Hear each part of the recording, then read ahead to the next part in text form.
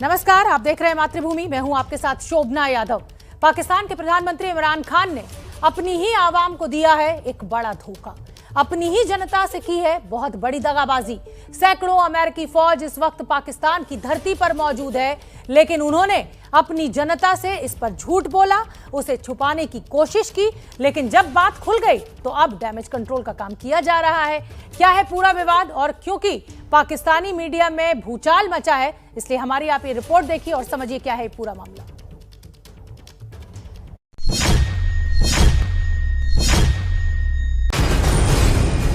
अमेरिकी सैनिकों की इस तस्वीरों से पाकिस्तान में हंगामा हो गया। सोशल मीडिया पर इन्हें शेयर कर इमरान खान से पूछा जाने लगा कि पाकिस्तानी जमीन पर अमेरिकी सैनिक क्या कर रहे हैं। पाकिस्तान में बड़े पत्रकारों में इफ्तिकार अहमद का नाम भी है। ट्विटर से उनका अकाउंट वेरीफाइड भी है। उन्होंने अमेरिकी सैनिकों की तस्वीरें शेयर करते हुए लिखा, क्या ये इस्लामाबाद में है? इसके बाद तो जैसे पाकिस्तानी मीडिया में भूचाल ही आ गया कि प्रधानमंत्री इमरान खान ने उनके साथ चीटिंग की है, उन्हें धोखा दिया है। मीडिया को लग रहा है कि इमरान खान ने जो वादा पाकिस्तान की जनता से किया था वो वादा झूठा था। दरअसल इमरान खान ने कई बार दावे के साथ ये बात कही थी कि अमेरिकी सेना को किसी भी कीमत पर पाकिस्तानी जमीन का इस्तेमाल नहीं करने दिया जाएगा। लेकिन जब लोगों ने इस्लामाबाद में सैकड़ों अमेरिकी सैनिकों को अपने हथियारों, अपने साजो सामान के साथ देखा तो उनके होश उड़ गए। उन्हें लगा कि इमरान खान ने तो उनके साथ दगाबाजी कर दी। इसी के बाद सरकार से सवाल पूछे जाने लगे, मीडिया में सवाल उठे, सोशल मीडिया पर इमरान सरकार की लानत मलामत शुरू हुई। तो आखिरकार पाकिस्तानी सरकार को अपनी चुप्पी तोड़नी पड़ी। जिस बात को ये छुपाना चाह रहे थे, आखिरकार उस पर इन्हें बयान देना पड़ा। पाकिस्तानी अखबार डॉन न्यूज से बातचीत करते हुए इमरान सरकार के मंत्री शेख रशीद को स्वीकार करना पड़ा कि हाँ, अमेरिकी सैनिक पाकिस्तान में आ चुके हैं। हालांकि यहाँ भी वो पूरी बात बताने से कतराते रहे। उनका कहना था कि अमेरिकी सैनिक परमानेंट नहीं है, कुछ वक्त के लिए यहाँ पर रहेंगे। शेख रशीद के मुताबिक अमेरिकी सैनिक 3 से 4 हफ्ते तक पाकिस्तान में रह सकते हैं। यानी अब आप सोचिए कि पहले पाकिस्तान की सरकार ने अपने आवाम से वादा किया कि अमेरिकी सैनिकों को पाकिस्तानी जमीन पर नहीं उतारा जाएगा। उस वादे को तोड़ते हुए उन्होंने चुपके से अमेरिकी सैनिकों को इस्लामाबाद में उतरने दिया, उनके रहने का इंतजाम किया। बात जब खुल गई, सवाल पूछे जाने लगे, तो शेख रशीद जैसे कॉमेडियन मंत्री से कहलवा दिया गया कि ज्यादा बड़ी बात नहीं है, बस 3 से 4 हफ्ते में वो चले जाएंगे। लेकिन लोगों के गले ये बात उतर नहीं रही। यानी ये बात तो तय है कि इमरान खान ने एक बार फिर डबल गेम खेला है। एक तरफ अपनी जनता को बेवकूफ बनाया है, तो दूसरी तरफ वो अमेरिका को अपनी जमीन न देकर नाराज भी नहीं करना चाहते। लेकिन इमरान को शायद नहीं पता कि जनता एक एक हरकत पर नजर रखती है और आने वाला वक्त पाकिस्तान के लिए मुश्किल रहने वाला है। तो पाकिस्तान की सरकार कह रही है कि 3 से 4 हफ्ते पाकिस्तान में रहेंगे ये अमेरिकी सैनिक। और उधर भूचाल तो अफगानिस्तान में भी आया हुआ है। हजारों की संख्या में अफगानी देश छोड़ चुके हैं। ऐसा इसलिए हुआ क्योंकि उन्हें पता है कि तालिबान राज में क्या होता है। हालांकि इस बार दावा किया जा रहा है कि ये पहले वाला तालिबान नहीं है, लेकिन क्या ये सही है? क्योंकि खबर यही है कि तालिबान अफगानिस्तान का संविधान बदलने जा रहा है। वो पूरी तरह से शरिया कानून की स्थापना करना चाहता है। तालिबान की तरफ से कहा गया है कि अगले कुछ दिनों में ही वहां की सरकार की स्थापना कर दी जाएगी। यानी आधिकारिक रूप से तालिबान बताएगा कि कौन अफगानिस्तान का राष्ट्रपति बनेगा, कौन प्रधानमंत्री बनेगा, कौन रक्षा मंत्री बनेगा, कौन विदेश मंत्री बनेगा और वहां की कैबिनेट क्या होगी। लेकिन इसके साथ खबर ये भी आ रही है कि तालिबान अफगानिस्तान का मौजूदा संविधान भी बदल देगा। सूत्रों का कहना है कि तालिबानी नेताओं का मानना है कि मौजूदा संविधान विदेशी शासकों की देखरेख में लिखा गया था, इस वजह से इस संविधान को खारिज कर देना चाहिए। जानकार सूत्रों ने बताया कि तालिबान इसकी जगह पुराना संविधान जो कि 1964-1965 में बना था, उसे कुछ तब्दीलियों के साथ लागू कर सकता है। अब बड़ा सवाल ये है कि तालिबान के नए संविधान में होगा क्या, क्योंकि अभी तक तो अफगानिस्तान दुनिया भर से कदम मिलाने का काम कर रहा था। महिलाओं को अवसर दिए जा रहे थे, किसी तरह की रोक टोक भी नहीं थी। लेकिन अब तालिबान अपने नए संविधान के जरिए फिर से अपना पुराना कानून लागू करेगा। वो पहले से ही कह चुका है कि अफगानिस्तान में शरिया कानून लागू किया जाएगा और इसकी शुरुआत भी हो चुकी है। कई जगहों से महिलाओं को काम करने से रोक दिया गया है। महिलाओं को अकेले बाजार जाने पर पाबंदी लगा दी गई है। महिलाओं को बाजार जाना है तो घर के किसी पुरुष के साथ ही जाना पड़ेगा। स्कूलों में आदेश जारी कर दिया गया है कि लड़के और लड़कियां एक साथ पढ़ाई नहीं करेंगे। पुरुष शिक्षक स्कूलों में लड़कियों को नहीं पढ़ाएंगे। पुरुषों के दाढ़ी कटवाने पर भी बैन लगा दिया गया है। दरअसल संविधान बदलने का मतलब बिल्कुल साफ है, इस्लामिक शरिया कानूनों को देश पर थोपना। और इससे ये भी बिल्कुल साफ हो जाता है कि अफगानिस्तान में अब कोई चुनाव नहीं होंगे। तालिबान की मर्जी की हुकूमत चलेगी, ना कि जनता अपने वोट से नेता चुनेगी। यानी तालिबान की हुकूमत का जो भी शख्स आमिर बनेगा, उसके पास राजनीतिक और न्यायिक शक्तियां होंगी, उसी के पास धार्मिक सत्ता भी होगी। तालिबान की तरफ से ऐसा इसलिए किया जा रहा है क्योंकि उसे लगता है कि पश्चिमी देशों ने अफगानिस्तान का संविधान अपने हिसाब से बनवाया है, इसलिए उसे शुद्ध रूप से इस्लामिक चोला पहनाया जाएगा। दिल्ली से आशीष कुमार सिंह की रिपोर्ट। तालिबान अब संविधान बदलने की तैयारी में भी है। हालांकि बार बार तालिबान के द्वारा ये कहा जा रहा है कि वो सबके साथ मित्रता रखेगा, महिलाओं को खास तौर पर समान अधिकार देगा। समय का इंतजार, सामने सब कुछ आएगा। पाकिस्तान की तरफ से लगातार भारत में ड्रोन भेजे जा रहे हैं, उनके जरिए हमला भी हुआ, हथियार भी भेजे जा रहे हैं, ड्रग्स भी भेजी जा रही हैं। लेकिन अब ऐसा हो नहीं पाएगा क्योंकि बहुत जल्द एंटी ड्रोन सिस्टम से हर अहम जगह पर लैस किया जाएगा। पहल इंडियन नेवी ने की है, उसने BEL से स्वदेशी एंटी ड्रोन सिस्टम की एक बड़ी डील की है। भारत पर लगातार बढ़ रहा है ड्रोन अटैक का खतरा। पाकिस्तान लगातार भारत में ड्रोन की घुसपैठ कर रहा है। ड्रोन अटैक से खुद को बचाने के लिए भारतीय नेवी ने की बड़ी डील। ड्रोन के खतरे को भांपते हुए भारतीय नौसेना ने पहले एंटी ड्रोन सिस्टम के लिए भारत इलेक्ट्रॉनिक्स लिमिटेड यानी BEL से करार किया है। लेजर तकनीक पर आधारित ये सिस्टम ड्रोन को जाम कर मार गिरा सकता है। रक्षा मंत्रालय का दावा है कि ये पहला स्वदेशी एंटी ड्रोन सिस्टम है जो सेनाओं के बेड़े में शामिल किया गया है। रक्षा मंत्रालय के मुताबिक BEL, DRDO और भारतीय नौसेना के वरिष्ठ अधिकारियों की मौजूदगी में यह करार किया गया। करार में NADS सिस्टम के मोबाइल और स्टैटिक वर्जन शामिल हैं। मोबाइल वर्जन एक ट्रक पर लगाया गया है। मोबाइल वर्जन होने की वजह से इसे बहुत जल्दी कहीं भी डिप्लॉय किया जा सकता है। डिजाइन DRDO का है, उत्पादन BEL कर रहा है। 15 अगस्त को स्वतंत्रता दिवस परेड में लाल किला पर इसका इस्तेमाल किया गया। 26 जनवरी को गणतंत्र दिवस परेड और मोदी ट्रंप के रोड शो में भी इसका इस्तेमाल हुआ। इसके जरिए सॉफ्ट किल और हार्ड किल दोनों किए जा सकते हैं। सॉफ्ट किल का मतलब हुआ कि जैसे ही इसकी रेंज में कोई भी ड्रोन आया तो ये फौरन उसे न सिर्फ डिटेक्ट कर लेगा बल्कि उसे नीचे गिरा देगा। सॉफ्ट किल के जरिए लेजर पर आधारित एक तकनीक इसमें लगाई गई है जिसे फायर करते ही ड्रोन को बेहद आसानी से गिराया जा सकता है। वहीं हार्ड किल का मतलब ये हुआ कि इस सिस्टम के जरिए ड्रोन की लोकेशन, उसकी स्पीड, उसकी ऊंचाई सब कुछ रियल टाइम में भेजी जाएगी, जिसकी मदद से उसे एंटी एयरक्राफ्ट गन या फिर हेलीकॉप्टर या फायर जेट से मिसाइल फायर कर भी गिराया जा सकेगा। नेवल एंटी ड्रोन सिस्टम के जरिए भारतीय नेवी ड्रोन वॉरफेयर के लिए खुद को तैयार कर रही है। किसी भी ड्रोन का पता लगाकर उसे जाम किया जा सकता है। नेवी के सभी सामरिक महत्व के बेस पर इसे तैनात किया जाएगा। रडार, रेडियो फ्रीक्वेंसी और दूसरे सेंसर्स की मदद से यह ड्रोन को डिटेक्ट कर जाम कर सकता है। इसके जरिए माइक्रो ड्रोन का भी पता लगाकर मारा जा सकता है।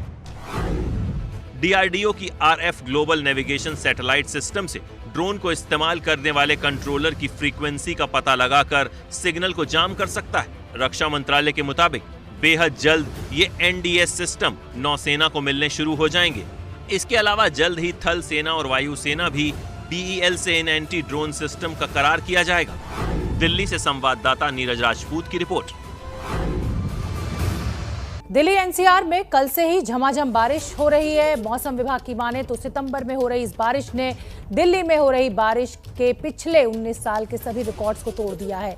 झमाझम बारिश के बाद दिल्ली पानी पानी हो गई है। सड़कों पर जल का साम्राज्य पसरा हुआ है। सड़क पर जल के आक्रमण से दिल्ली में लोगों की मुसीबतें बढ़ गई हैं। कहीं ट्रैफिक जैम तो कहीं जल भराव के बाद रास्ते पूरी तरह बंद हैं।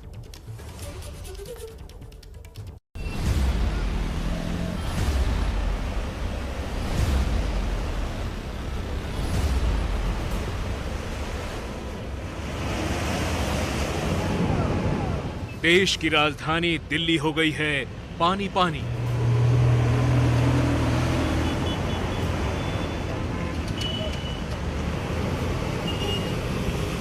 दिल्ली की सड़कों पर पानी का राज। ये दिल्ली के धौला कुआं की तस्वीरें हैं। देखिए कितना पानी भरा है कि कार से लेकर बाइक तक डूबी हुई दिख रही है। कल से हो रही बारिश ने दिल्ली और एनसीआर को पानी पानी कर दिया है। हाल ये है कि राजधानी के वेस्ट से लेकर पौष इलाके तक पानी में डूब गए।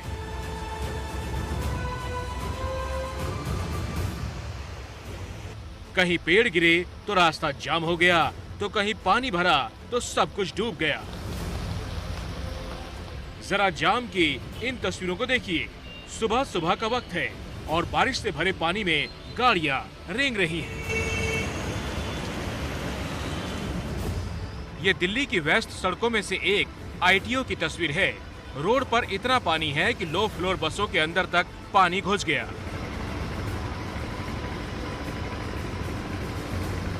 हमारी रिपोर्टर अंजलि सिंह जब इस इलाके में दोपहर को रिपोर्टिंग के लिए पहुंची तो उस वक्त कई गाड़ियों को लोग इसी तरह धक्के मारते दिखे। दिल्ली में आज जगह जगह जल भराव है और इसका असर देखिए किस तरह से नजर आ रहा है।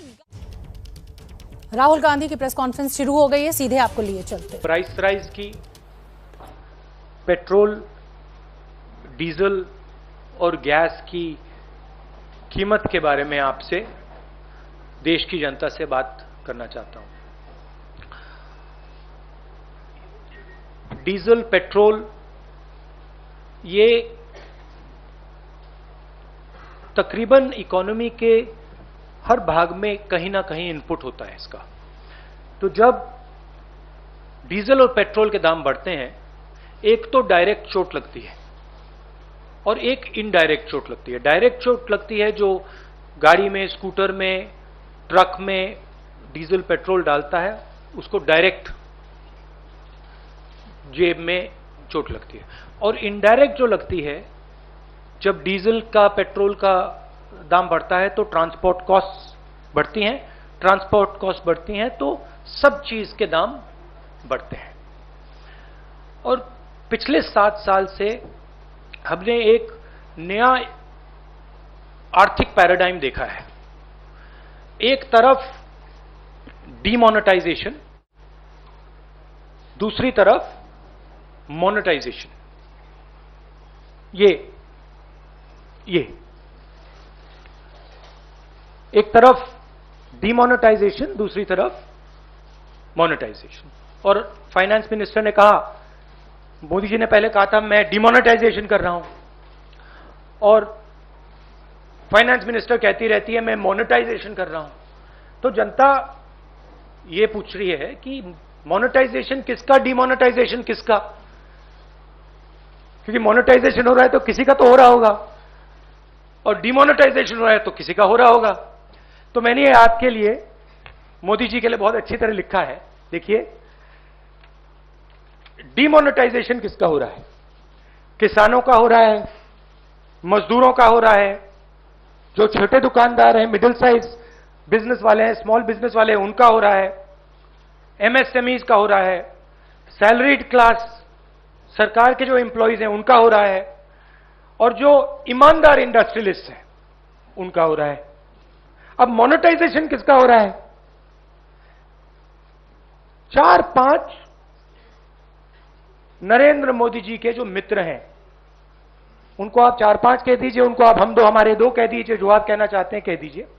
तो ये इकोनॉमिक ट्रांसफर हो रहा है। और बड़ी इंटरेस्टिंग बात निकली है।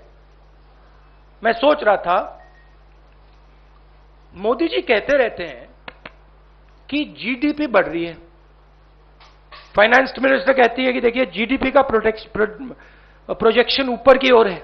मैं समझ नहीं रहा हूं भाई, जीडीपी एक तरफ दौड़ रही है और फाइनेंस मिनिस्टर, प्रधानमंत्री कहते हैं जीडीपी बढ़ रही है। फिर बात मुझे समझ आई, जीडीपी का मतलब क्या? गैस, डीजल, पेट्रोल, इनका यह कंफ्यूजन है।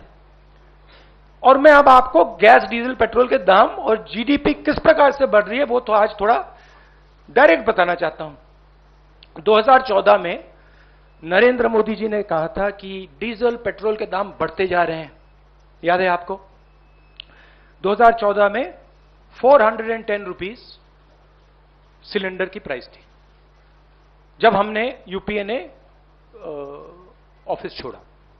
आज 885 रुपीज सिलेंडर की प्राइस है, 116% इंक्रीज। पेट्रोल की प्राइस 71.5 रुपीज 2014 में, आज 101 रुपया, 42% price increase. 57 rupees diesel, 88 rupees आज, 55%, 55%। अब मजेदार बात यह है कि कोई आर्ग्यूमेंट कर सकता है कि देखिए ये तो इंटरनेशनल रेट बढ़ा है, इंटरनेशनल मार्केट पे डीजल पेट्रोल का दाम बढ़ा होगा, इसलिए हिंदुस्तान की जनता को चोट लग रही है, इसलिए ये पूरा मोनेटाइजेशन डिमोनेटाइजेशन का तमाशा चल रहा है। मगर अजीब सी बात यह है कि जब यूपीए की सरकार थी 2014 में तो 105 रुपीज कच्चे तेल का दाम था, आज 71 रुपीज है, 32% ज्यादा था हमारे टाइम। गैस इंटरनेशनल प्राइस देख लीजिए, हमारे टाइम 880, आज 653, 26% कम।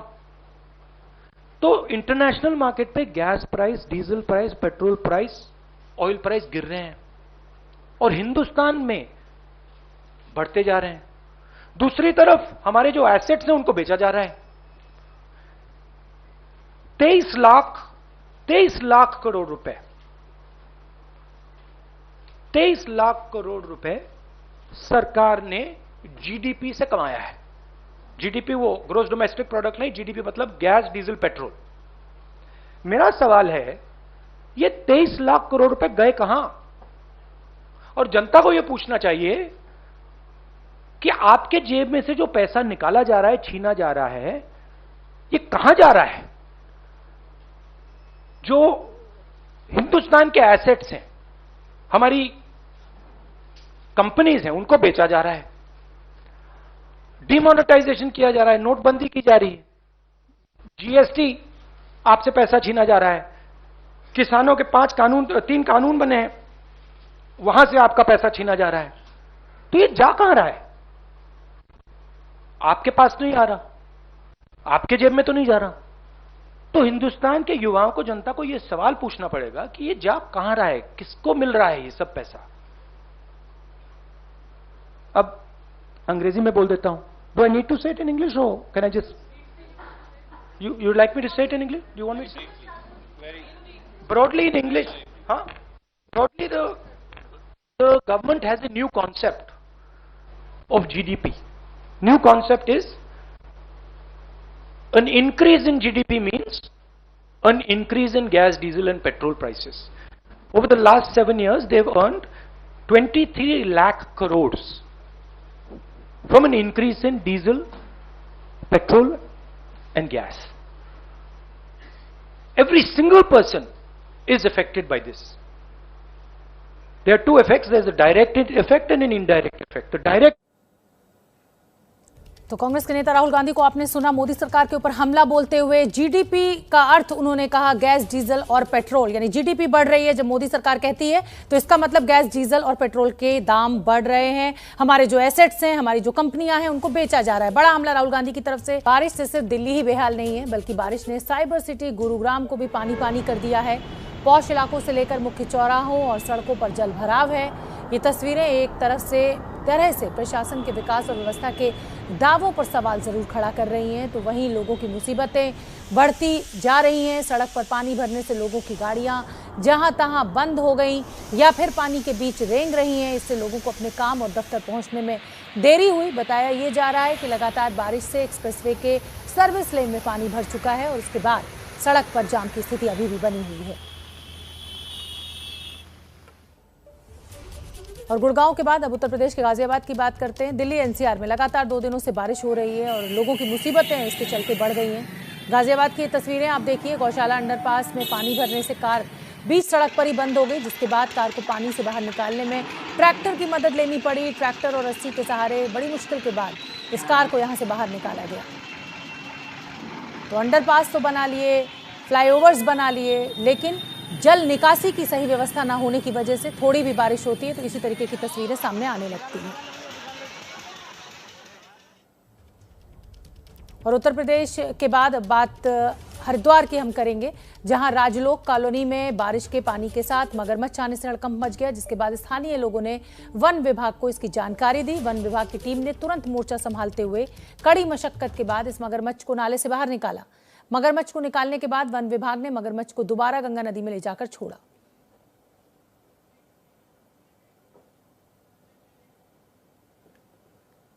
आगे बढ़ते हैं और बात बिहार की। बिहार में मौसम की मार लगातार जारी है। वैशाली में लगातार बारिश से गंडक नदी पूरे उफान पर है। नदी का पानी अब बाढ़ का रूप ले चुका है और ये बाढ़ रिहायशी इलाकों के साथ साथ अब ऐतिहासिक धरोहरों को भी नुकसान पहुंचा रही है। तो बाढ़ बारिश के चलते देश में बुरी हालत है। तमाम जो बड़े शहर हैं वो जलमग्न हो गए हैं। जैसे साधना का सुख और संतोष दोनों एक साथ मिल जाए, इसी भाव को आज पूरी दुनिया में श्रील प्रभुपद स्वामी ने लाखों करोड़ों अनुयायी और लाखों करोड़ों कृष्ण भक्त स्वाभाविक रूप से अनुभव कर रहे हैं। मैं सामने स्क्रीन पर अलग अलग देशों से आप सब साधकों को देख रहा हूं। ऐसा लग रहा है जैसे लाखों मन एक भावना से बंधे हो, लाखों शरीर एक कॉमन कॉन्शियसनेस से जुड़े हुए हो। ये वो कृष्ण कॉन्शियसनेस है जिसकी अलख प्रभुपाद स्वामी जी ने पूरी दुनिया तक पहुंचाई। साथियों, हम सब जानते हैं कि प्रभुपाद स्वामी एक अलौकिक कृष्ण भक्त तो थे ही, साथ ही वो एक महान भारत भक्त भी थे। उन्होंने देश के स्वतंत्रता संग्राम में संघर्ष किया था। उन्होंने असहयोग आंदोलन के समर्थन में स्कॉटिश कॉलेज से अपना डिप्लोमा तक लेने से मना कर दिया था।